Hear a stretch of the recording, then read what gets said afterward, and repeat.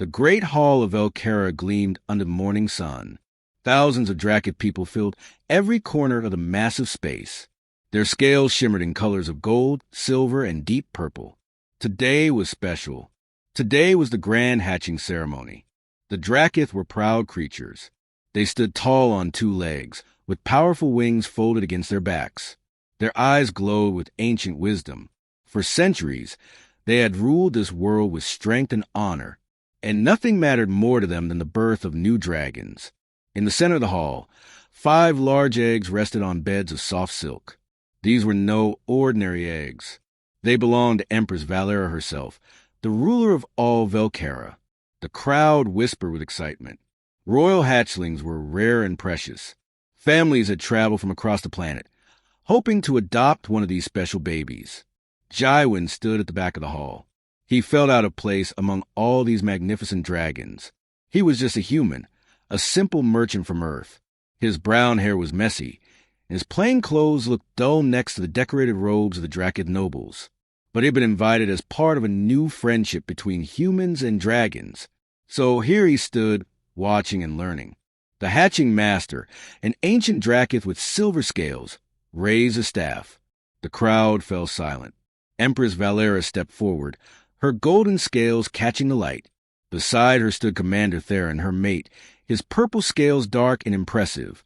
Both looked proud and confident. The first egg began to crack. Everyone held their breath. A small snout pushed through the shell. Then a tiny dragon tumbled out, covered in slime and egg pieces. But something was wrong. The crowd gasped. The hatchling's left wing bent at a strange angle. It was twisted, deformed. Empress Valara's face went cold. Commander Theron looked away in disgust. Before anyone could speak, the second egg cracked open. This hatchling was small, much smaller than it should be. Its scales were dull gray instead of the bright colors of royal dragons. It chirped weakly, struggling to stand on shaky legs. The third egg hatched next. This baby's eyes were clouded over, white and unseeing. It bumped into its own eggshell, confused and lost. The fourth hatchling emerged with a tail that curled wrong, twisted like a broken branch. And the fifth one wheezed with each breath, its chest moving too hard, too fast. Something was wrong with its lungs. The silence in the hall was terrible. No one moved. No one spoke. These were supposed to be perfect royal babies. These were supposed to be the pride of Velcara. Instead, they were flawed, broken, wrong. The 5 tiny hatchlings huddled together in the center of the hall. They chirped softly, calling for their mother. But Empress Valera turned her back on them. Her voice was ice when she spoke. These creatures do not carry my name. They bring shame to the royal line. Commander Theron nodded. They are not worthy of our blood. Remove them. The hatching master bowed sadly. By our ancient laws, flawed hatchlings must go to the culling grounds. There, nature would decide their fate. Families who had hoped to adopt began leaving. One by one, they walked past the baby dragons without a second look. Some shook their heads. Others whispered about bad omens and cursed bloodlines. Even the temple priests, who usually took in orphan hatchlings, refused to touch them. The 5 babies cried louder now. They sensed rejection, felt the cold hatred in the room. They pressed against each other, trying to share warmth and comfort. Their small voices echoed in the huge, emptying hall. Jaiwin felt his chest tighten. He watched those tiny creatures, abandoned by everyone. Back on Earth, his grandmother had taught him something important. She always said that every life had value. She said that kindness was never wasted, even when others didn't understand it. He thought about his own life. He remembered being a small boy, sick and weak. Doctors said he wouldn't live long, but his grandmother never gave up on him. She cared for him every day, told him he was special, helped him grow strong. Now here he was, healthy and alive, because someone believed in him when no one else did. These baby dragons needed someone to believe in them too. Jaiwin started walking forward. His heart pounded in his chest. People turned to stare at him. A human, approaching the rejected hatchlings? The whispers grew louder. Some Drakith laughed. Others looked angry. He reached the center of the hall and knelt down. The 5 hatchlings looked up at him with frightened eyes. Well, 4 of them looked up. The blind one just turned its head toward his warmth. Jaiwin's translator device crackled as he spoke. His voice was quiet but steady. I'll take them. The hall exploded with shocked voices. Empress Valera spun around, her eyes blazing. What did you say, human? Jaiwin stood up slowly. He met her angry gaze without fear. I said I'll take them. All 5 of them. I'll care for them. Commander Theron laughed, but it was not a kind sound. You? A weak human? You think you can raise Drakid dragons? They will die within days, and their blood will be on your hands. Maybe, Jaiwin said simply, but at least they'll die knowing someone cared about them. That's better than dying alone in some wasteland. The hatching master stepped forward. His old eyes studied Jaiwin carefully. You understand what you're offering, human? These hatchlings need constant care. They need special food, warmth, and medicine. Most will not survive even with help. You will spend all your money and time on them. Your business will suffer. Other Drakith will hate you for this. And in the end, you'll probably just watch them die anyway. Jaiwin reached down and gently touched the small gray hatchling. It chirped and pressed against his hand, desperate for any kindness. His throat felt tight, but he nodded. I understand. I still want to take them. The hatching master looked at Empress Valera. She stared at Jaiwin with cold fury, but the laws were clear. If someone claimed rejected hatchlings, they could take them. She couldn't stop this foolish human, even if she wanted to. Take them, then, she said, her voice dripping with contempt. Take these broken things. When they die, remember that you chose their suffering. Jaiwin pulled out a special carrier from his bag. He had brought it hoping to see healthy dragon babies. Now, he used it for a different purpose. Carefully, gently, he picked up each hatchling and placed it in the warm, padded carrier. They squirmed and chirped, but they didn't fight him. Somehow, they seemed to know he was trying to help. The blind one nuzzled against his hand. The small one grabbed his finger with tiny claws. The one with breathing problems relaxed when he supported its weight properly. Even the ones with twisted wing and tail seemed calmer in his arms. As Jaiwin walked toward the exit, the crowd parted. No one wanted to stand near him. They looked at him like he was crazy or stupid or both. Some spat on the ground as he passed. Others muttered curses. But one Drakith watched him differently. Hannah was young for her kind, a scholar who studied other species and their cultures. She had learned about humans and found them fascinating. Now she watched this human merchant do something no Drakith would ever do. He chose compassion over pride. He chose life over tradition. As Jaiwin reached the door, still carrying the 5 crying hatchlings, Hannah made a decision. She would watch this human. She would see what happened to these rejected babies. And maybe, just maybe, she would learn something new about what it meant to be truly strong. Jaiwin stepped out into the sunlight. The carrier felt heavy in his arms, but his heart felt lighter. He looked down at the 5 small faces peeking up at him. It's okay now, he whispered to them. You're safe. I've got you. Behind him, the great hall doors closed with a heavy boom. Ahead of him lay an uncertain future, filled with challenges he couldn't imagine. But Jaiwin had made his choice. These 5 flawed dragon babies were his responsibility now, and he would not let them down. Jaiwin's small apartment was not made for dragons. It was barely big enough for one human. But now 5 baby dragons lived there, and everything had changed. The first night was the hardest. The hatchlings cried constantly. They were cold, hungry, and scared. Jaiwin didn't sleep at all. He wrapped them in blankets and held them close to his chest. His body warmth helped, but it wasn't enough. The one with breathing problems wheezed so badly that Jaiwin thought it would die before morning. He stayed up all night, gently rubbing its chest, helping it breathe. Every few minutes, he checked to make sure it was still alive. By dawn, Jaiwin's eyes burned with tiredness. His back hurt from sitting in one position all night. But all 5 hatchlings were still breathing. That was something. He needed help. Jaiwin called his friend back on Earth, a scientist who studied alien animals. The video call showed a sleepy woman with messy hair. Jaiwin, it's 3 a.m. here. What's wrong? I need help. I have 5 dragon babies, and I don't know what to feed them. His friend blinked in confusion. You have what? Jaiwan explained everything quickly. His friend listened, then shook her head in disbelief. But she was a good person. She started researching immediately. Within an hour, she sent him files about dracket biology, diet plans, and care instructions. The problem was that all the information was about healthy dragons. Nobody had ever studied flawed ones before. Jaiwan would have to figure out most things by himself. He started with food. Baby dragons needed a special milk made from local plants. Jaiwan went to the market to buy ingredients. The Drakith shopkeepers stared at him coldly. Word spread fast about the crazy human who took the rejected hatchlings. We don't serve humans who shame our traditions, one merchant said, turning away. Jaiwan went to another shop. Same response. And another. Finally, an old Drakith female took pity on him.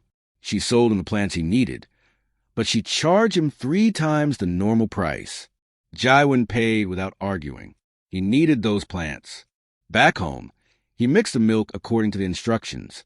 The hatchlings drank eagerly, making happy chirping sounds. It was the first time Jaiwan had seen them calm. He felt a tiny spark of hope. He started giving them names. The blind one he called Bile, which meant star. Even though Bile couldn't see, he seemed to know where everyone was. He never bumped into his siblings, always moving carefully around them. The small gray one became Dari, meaning bridge. She was always in the middle of the group, touching the others, keeping them connected. The one with the twisted wing was Hanul, meaning sky. Despite his broken wing, he kept trying to flap it, kept trying to fly. He never gave up. The one with breathing problems was Baram, meaning wind. His wheezing breath was constant, but he pushed through the pain. The one with the strange tail was Nari, meaning lily. She moved with unexpected grace, her twisted tail somehow helping her balance. Days turned into weeks. Jaiwan's life became a constant cycle of feeding, cleaning, and caring. Every 3 hours, the hatchlings needed food. They made messes constantly. They cried when they were uncomfortable. Jaiwan barely slept. He barely ate. His savings disappeared quickly, spent on food and supplies. His business suffered badly. Other human merchants told him he was being foolish. A man named Tamine, who sold technology on Belkera, came to visit. Jaiwan, you need to think practically, Tamine said, looking at the messy apartment. These dragons are dying anyway. You're throwing your life away for nothing. Jaiwan was changing Nari's bedding when Tamine spoke. He stopped and looked at his fellow human. They're not nothing. They're living creatures who deserve a chance. A chance at what? A few more weeks of pain before they die? You're not helping them. You're just prolonging their suffering. Jaiwan's jaw tightened. Then I'll make those weeks good ones. They'll know kindness. They'll know someone cared. That matters. Tamine left, shaking his head. After he was gone, Jaiwan sat down heavily. Maybe everyone was right. Maybe he was just a fool. But when Dari climbed into his lap and chirped softly, pressing her small head against his chest, he knew he couldn't give up. A knock on the door surprised him. He opened it carefully. A young Drakith female stood there, carrying a bag. It was Hannah, the scholar from the hatching ceremony. "May I come in?" she asked quietly. Jaiwan stepped aside. Hannah entered and looked around at the 5 hatchlings. They stared back at her with suspicious eyes. Dragons recognize their own kind. "Why are you here?" Jaiwan asked carefully. "I want to understand why you did this. I've been studying human culture, but I still don't understand your choice." Hannah knelt down near the hatchlings. In Drakith society, the weak must be removed so the strong can thrive. It's how we survived for thousands of years. And how many potentially great dragons did you lose because of that rule? Jaiwan asked. Hannah didn't answer immediately. She reached out slowly toward Bile, the blind one. He turned his head toward her hand, sensing her somehow. When she touched the scales gently, he didn't pull away. "I brought some medical texts," Hannah said, opening her bag, "and some traditional healing crystals. If you're going to do this impossible thing, you should at least do it correctly." Jaiwan felt his throat tighten with emotion. Thank you. Don't thank me yet. I still think you'll fail. But I'm curious to see how long you last. Hannah started visiting regularly. She taught Jywin about Drakith medicine and traditions. She showed him how to use healing crystals to reduce pain and promote growth. Slowly, the hatchlings began to trust her too. But not everything was improving. Bile's eyes weren't getting better. Hanul's wing remained twisted. Dari stayed small. Nari's tail didn't straighten. And Baram's breathing got worse instead of better. Then something amazing happened. Jywin noticed that Bile could find hidden objects. One day, Jywin's communication device fell behind a cabinet. Bile walked straight to it, even though he couldn't see it. Somehow, he sensed where it was. Hannah examined Bile carefully. Her eyes widened. He's sensing electromagnetic fields. It's a rare gift, even among healthy Drakith. Very rare. Next, Dari showed unusual intelligence. Jywin had bought a simple puzzle toy meant for young dragons. Dari solved it in minutes, faster than the instructions said was possible. She looked at Jywin and chirped proudly. Her brain developed differently because of her small size. Hannah explained. She's much smarter than normal hatchlings. Even Hanul's twisted wing had advantages. When Jywin took them outside for the first time, Hanul tried to fly. He fell many times, but he kept trying. His strange wing made him turn and twist in ways other dragons couldn't. He was clumsy, but he was also unpredictable and quick. Nari's balance was perfect. She could walk along the narrowest surfaces without falling. Her twisted tail acted like a rudder, helping her move with precision.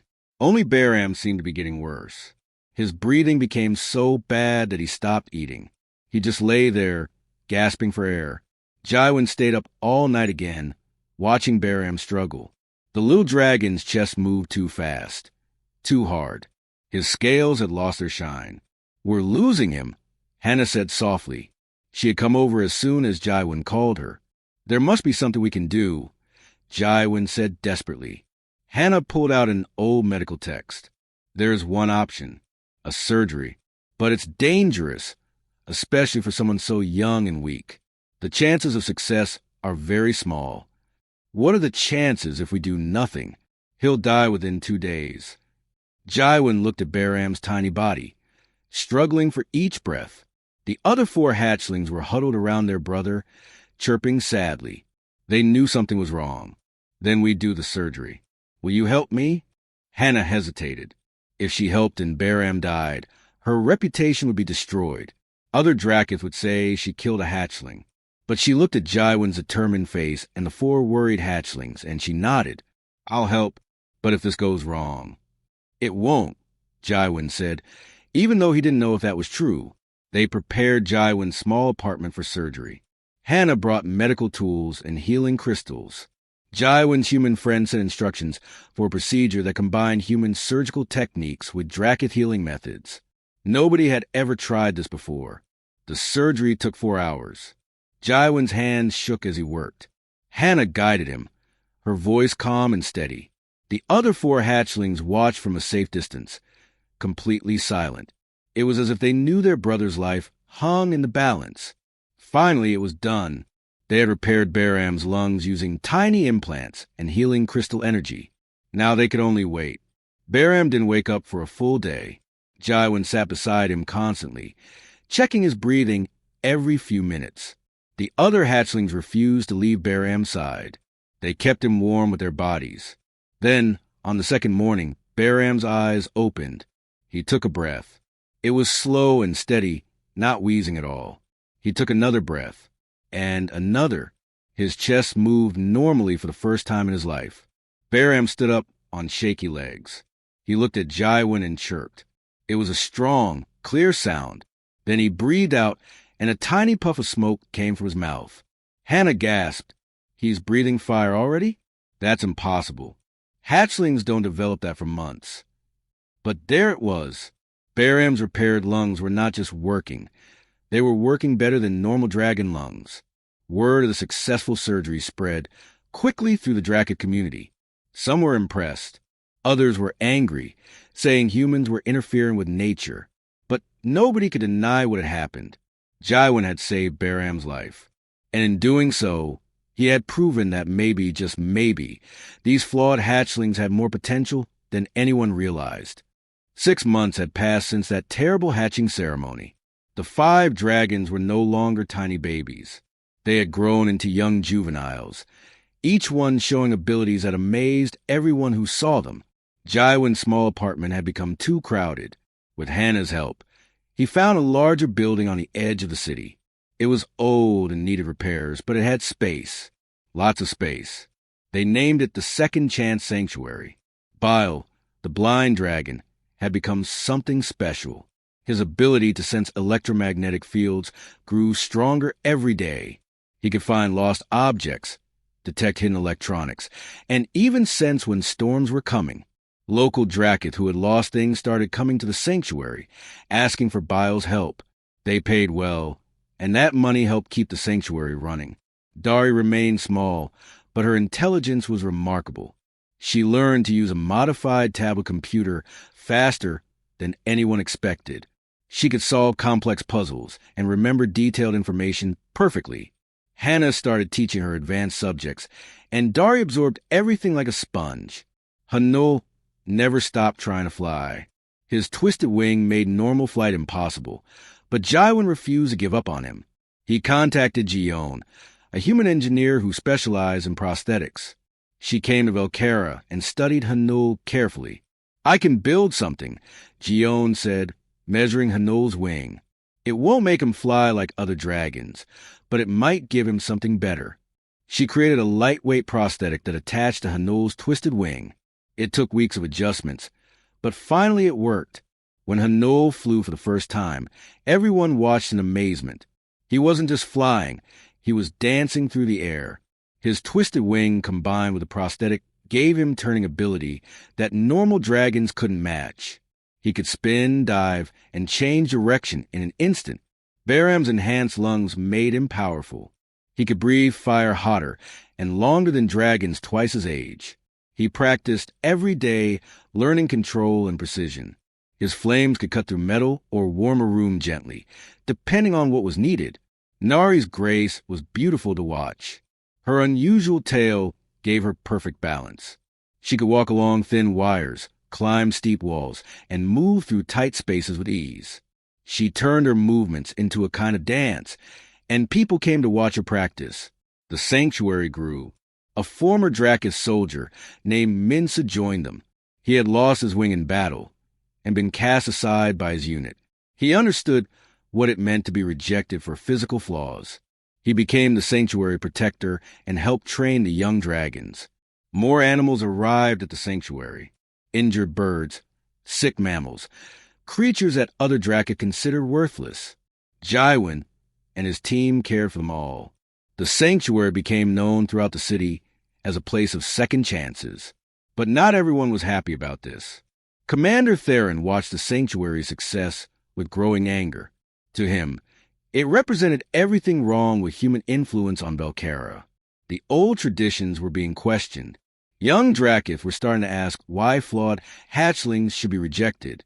Some families even kept babies with minor imperfections instead of sending them to the culling grounds. Theron blamed Jaiwin for corrupting their culture. One morning, everything changed. A wealthy Drakith couple rushed to the sanctuary, their faces filled with panic.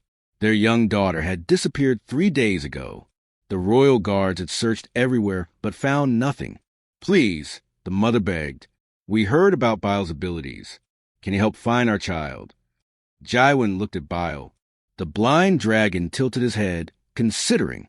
Then he chirped, which meant yes in their communication system. They gave Bile something belonging to the missing girl, a small bracelet with a tracking implant. Bile held it gently in his claws, sensing the electromagnetic signature. Then he started walking, his head turning as he followed something invisible to everyone else. Jaiwin, Hannah, Minsu, and the parents followed. Bile led them through the city, past buildings and markets, into areas the guards had already searched. He moved with confidence, never hesitating. Finally, Bile stopped at an old warehouse. He chirped urgently, pointing with his snout toward a collapsed section. The rescue team had marked this building as empty and safe. Minsa moved the debris carefully. There, in a small pocket beneath the rubble, was the missing girl. She was unconscious but alive. The tracking implant had been damaged in the collapse, which was why the guards couldn't find her. Medical teams arrived quickly. The girl survived. Her parents were so grateful they could barely speak. They tried to give Jaiwin a large reward, but he refused. Just tell people what Bile did. Jaiwin said simply, tell them that the rejected dragon saved your daughter. The story spread across Velkera like wildfire. Suddenly, people looked at the sanctuary differently. The 5 flawed dragons weren't just survivors. They were heroes. They had abilities that made them special, not in spite of their differences, but because of them. More visitors came to the sanctuary. Young Drakith wanted to meet the 5 dragons. Parents brought their own flawed children, asking for advice. The sanctuary was changing hearts and minds. But this success made Commander Theron even angrier. He went to Empress Valera with a formal complaint. This human is destroying our traditions. He makes weakness look like strength. He corrupts our young with false hope. Valera had been watching the sanctuary from a distance. Part of her felt shame when she saw her rejected offspring thriving. Another part of her felt anger that they succeeded without her. She listened to Theron's words and made a decision. Bring this matter before the High Council, she commanded. Let them judge whether the sanctuary should continue to exist. The legal notice arrived at the sanctuary 1 week later. Jaiwin read it with a sinking heart. The Drakith High Council would decide if humans could care for Drakith dragons. They would decide if the sanctuary could stay open, and they would decide the fate of the 5 dragons. Hannah looked worried. The council is very traditional. Most of them believe in the old ways. Theron has influence with them. What happens if we lose? Jaiwin asked. The sanctuary closes. The dragons would be returned to Drakith custody, and you would have to leave Velkera. That night, Jaiwin sat with the 5 dragons. They had grown so much. Bile could navigate the entire city by himself now. Dari could speak through the communication device, her vocabulary expanding every day. Hanol flew every morning, practicing aerial maneuvers. Baram's fire control was precise and powerful. Nari could climb the tallest walls without fear. They weren't the helpless babies he had carried out of the ceremony hall. They were strong, capable, amazing creatures. But they were still his responsibility. His family. We're going to fight this, Jaiwin told them. We're going to show the council that you deserve to exist, that you deserve respect. Dari touched his hand with her claw. Through the device, her voice came out clear. We will help. We will show them. The trial date was set for 1 month away. Jaiwin and Hannah prepared their case carefully. They gathered testimonials from people the dragons had helped. They collected medical records showing the dragon's progress. They documented every achievement, every milestone.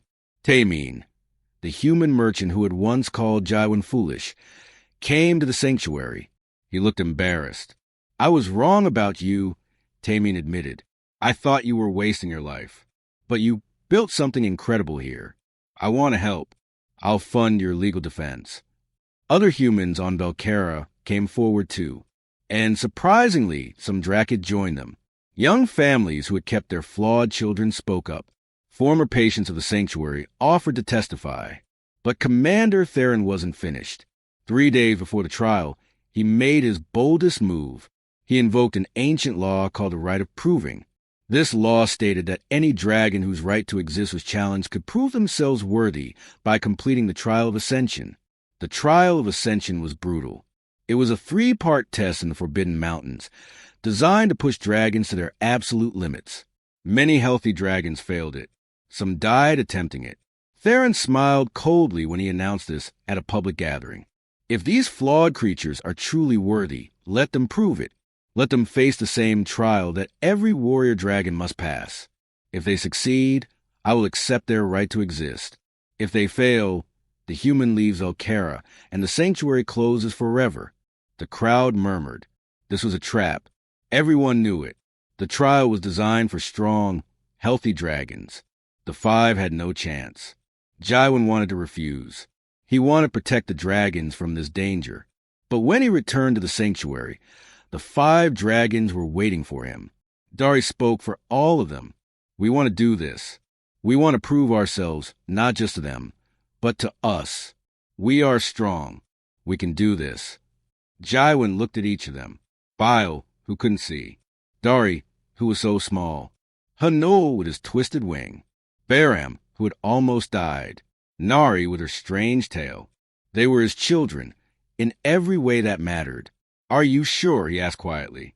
All 5 dragons nodded. Hannah put her hand on Jaiwin's shoulder. I believe in them. They've already survived the impossible. Maybe they can do it again. Minsu growled his agreement. I'll help train them. We have 1 month. We'll use every minute. Gion started designing backup equipment in case Hanul's prosthetic failed. The whole team came together. They would prepare the 5 dragons for the trial of ascension. They would give them every advantage possible. But everyone knew the truth. The trial was dangerous, designed to test the strongest dragons. And these 5, despite their special abilities, were still physically flawed. The odds of success were very, very small. Still, they had to try, because sometimes proving yourself to the world was less important than proving yourself to yourself. And these 5 dragons deserved that chance. The trial would begin in 1 month, and the whole planet would be watching. The morning of the trial of ascension arrived cold and gray. Thousands of Drakith gathered at the base of the Forbidden Mountains. They came from every corner of Velkara to watch. Some hoped to see the 5 flawed dragons succeed. Most expected to watch them fail. Jaiwin stood with his team at the starting point. His stomach felt tight with worry. He looked at the 5 dragons, now almost fully grown. They stood together, calm and ready. Over the past month, they had trained harder than ever before. Minsu had taught them strategy and endurance. Hannah had prepared them mentally. Gion had reinforced Hanul's prosthetic wing with stronger materials.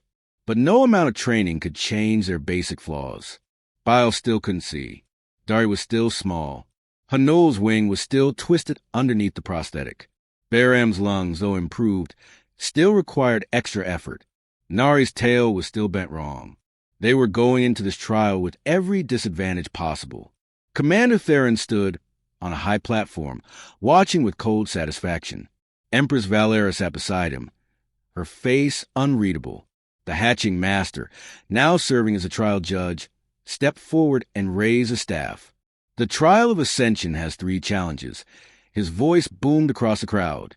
The gauntlet of strength, the labyrinth of wisdom, and the peak of courage. Complete all 3, and you prove your worth. Fail anyone, and you are deemed unworthy. Do you accept these terms?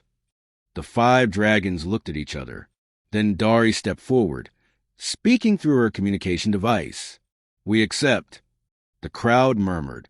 A dragon speaking through a human device was unusual, but it was allowed. The hatching master nodded. Then let the trial begin. The first challenge was a gauntlet of strength. Dragons had to fly through a narrow canyon, carrying heavy ceremonial stones, while avoiding obstacles and dangerous winds. The canyon walls were sharp and unforgiving. One wrong move could mean serious injury or death. Healthy dragons usually did this challenge alone, but the 5 flawed dragons had a different plan. They entered the canyon together, each carrying a stone. Immediately, the wind tried to throw them against the walls. Hanul took the lead, his special turning ability helping him navigate through the narrow spaces. He called out warnings to the others, showing them the safe paths. Nari followed close behind, her perfect balance keeping her steady even when the wind pushed hard. She found the most stable air currents and signaled the others to follow her route. Bile came next, his electromagnetic sense detecting the metal veins in the canyon walls. He warned them when they got too close to dangerous areas, feeling the pull of the metal before anyone could see it. Dari flew in the middle, her quick mind calculating the best patterns and paths. She directed traffic like a conductor leading an orchestra, making sure no one crashed into each other. Baram brought up the rear, using his powerful breath to create updrafts that helped push the others forward when they got tired. His enhanced lungs meant he could do this without exhausting himself. The crowd watched in amazement. They had never seen dragons work together like this in the trial. Usually, each dragon fought alone, proving individual strength. But the 5 flawed dragons were proving something different. They were proving that together, they were stronger than any single dragon could be. They reached the end of the canyon and placed their stones on the ceremonial altar. They had passed the first challenge. The crowd erupted in surprised cheers, though many still looked skeptical. 2 more challenges remained. The second challenge was a labyrinth of wisdom. Dragons entered a mystical maze that changed based on the solver's thoughts. It was filled with riddles, puzzles, and mental traps. This challenge was designed for 1 dragon at a time. The maze tested individual intelligence and problem-solving. But when the 5 dragons entered together, the maze grew confused. It tried to separate them, creating walls and barriers. The dragons refused to split up. They stayed together, working as one mind with 5 bodies. Dari took charge here. Her intelligence shined as she solved riddle after riddle. But she couldn't see all angles at once. That's where Bile helped, sensing hidden mechanisms and secret passages through the electromagnetic fields in the maze walls. Hanul flew up to get aerial views of the maze layout, his agile flying letting him scout ahead quickly. Nari climbed walls to reach high puzzles that seemed impossible to access.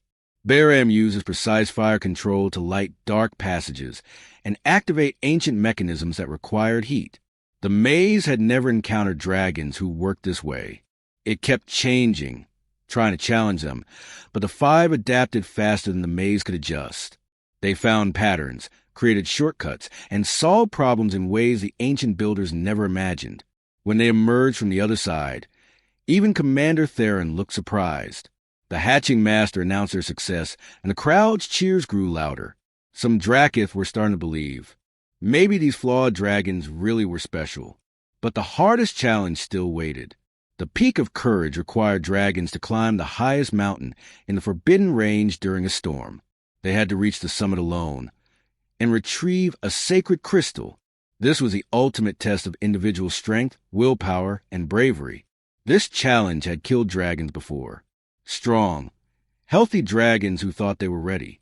The storm began as soon as they started climbing. Rain fell in sheets. Wind howled like a living thing. Lightning cracked across the sky. The temperature dropped until ice formed on the rocks.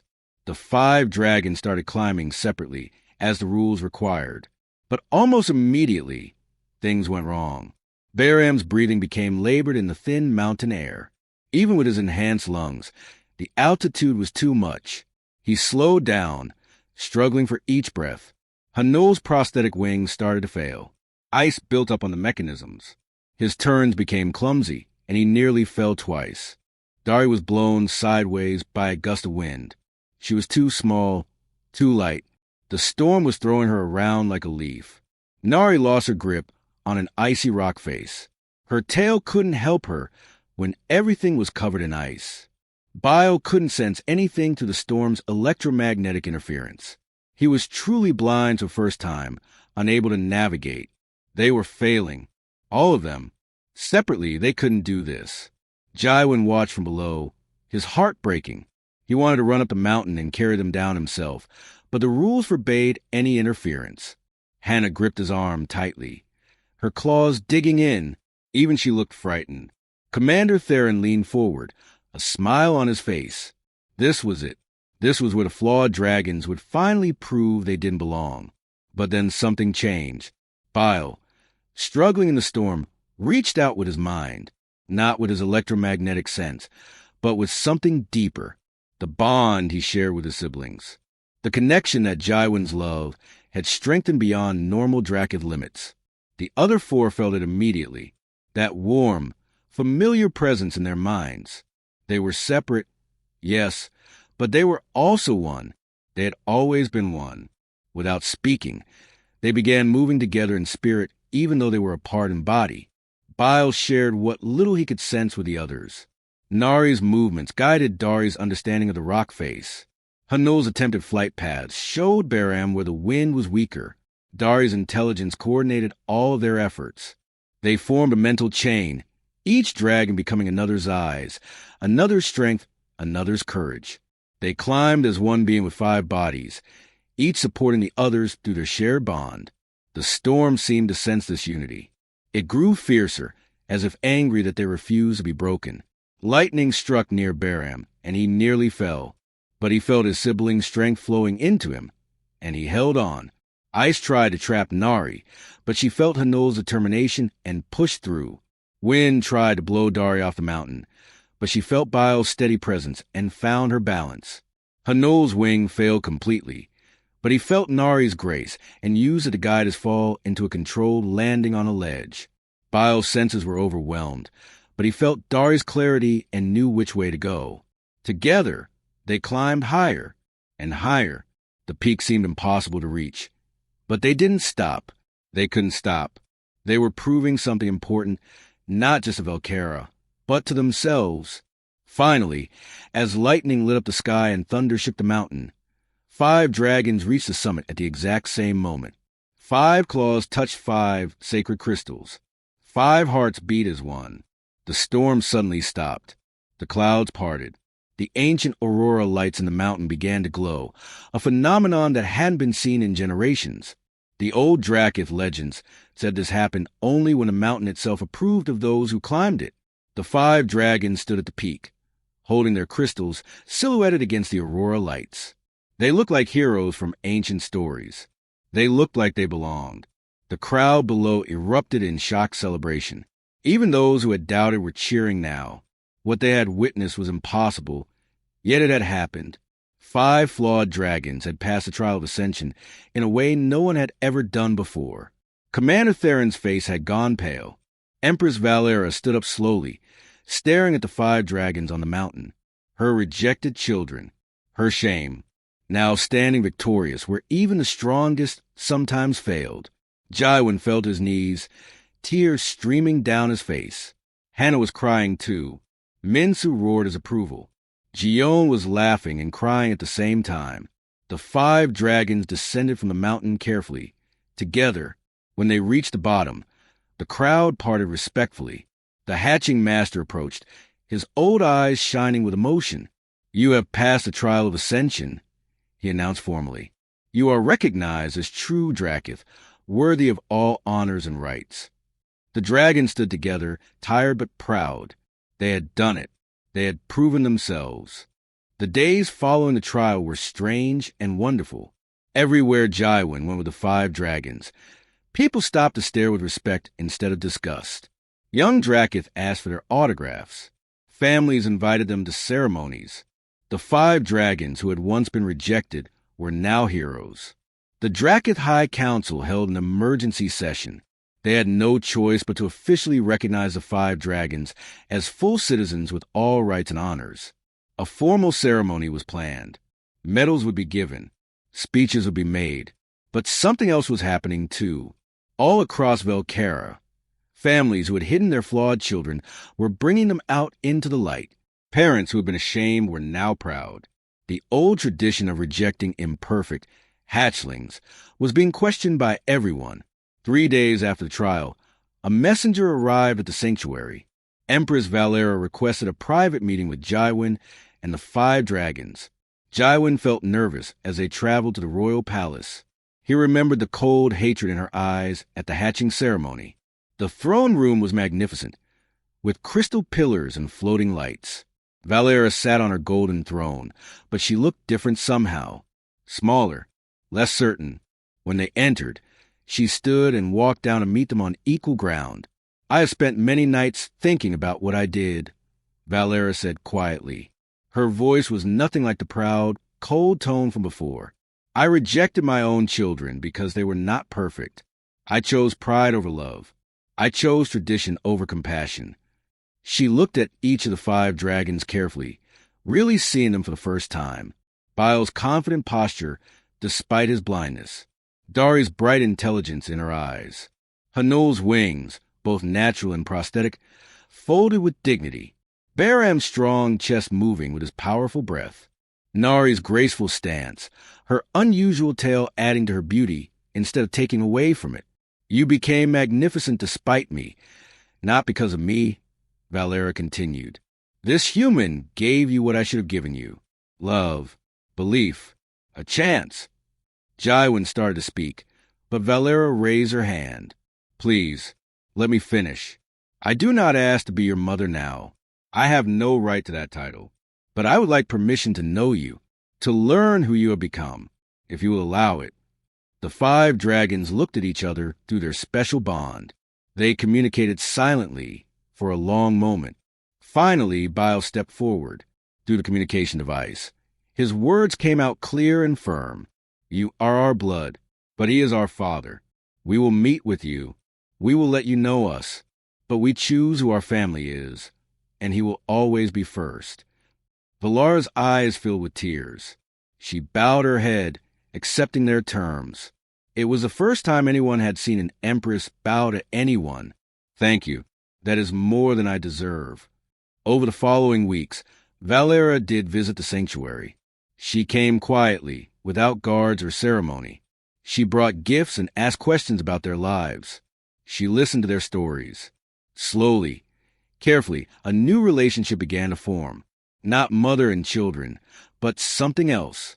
Something earned instead of given. But not everyone was happy with these changes. Commander Theron watched everything fall apart around him. His traditional world was crumbling. Dragons were keeping flawed children. Humans were being praised for changing Dracoth culture. Everything he believed in was being questioned. One night, consumed by rage and desperation, Theron made a terrible decision. He would destroy the sanctuary. Without the sanctuary, without those 5 dragons as examples, things could go back the way they were meant to be. He waited until Jaiwin and the dragons were away at a ceremony in the city. Then he sneaked into the sanctuary with a fire starter. He began spreading fuel in the main building where all the rescued animals were kept. But Minsu, the former soldier, had grown suspicious of Theron's recent behavior.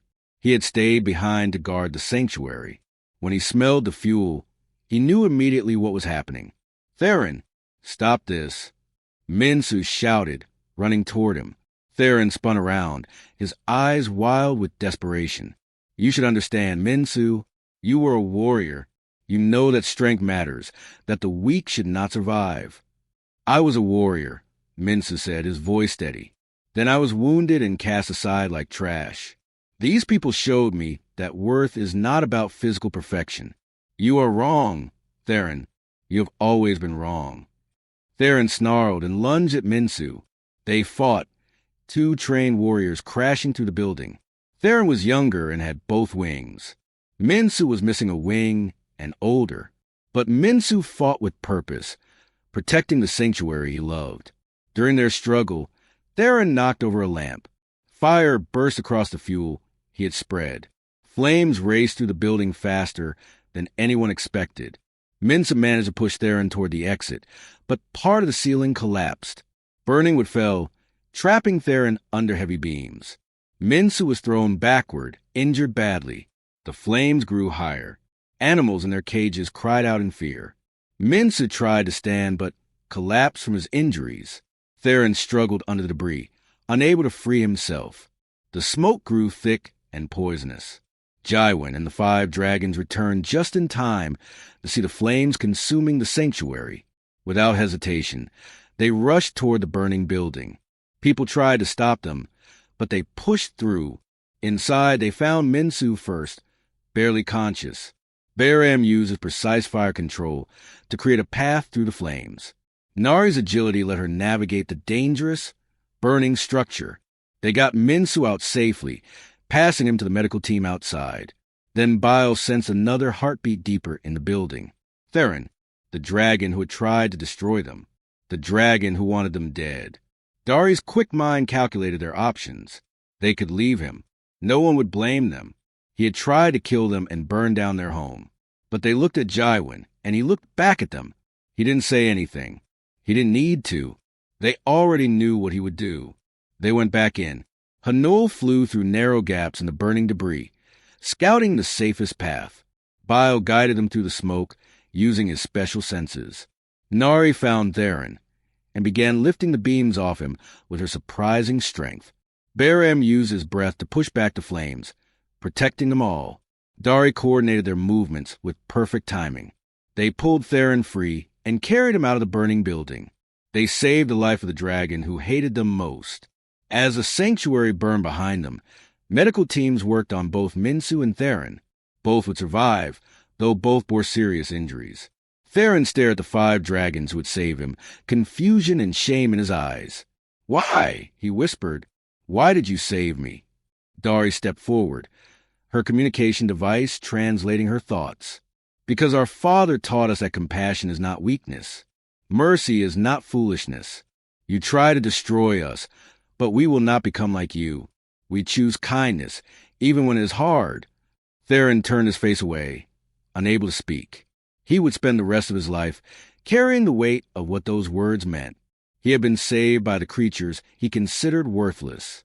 The sanctuary building was destroyed, but the idea behind it was stronger than ever. Donations poured in from across Velcara. Drakith families contributed money. Human merchants offered supplies. Even Valera donated a large sum from the royal treasury.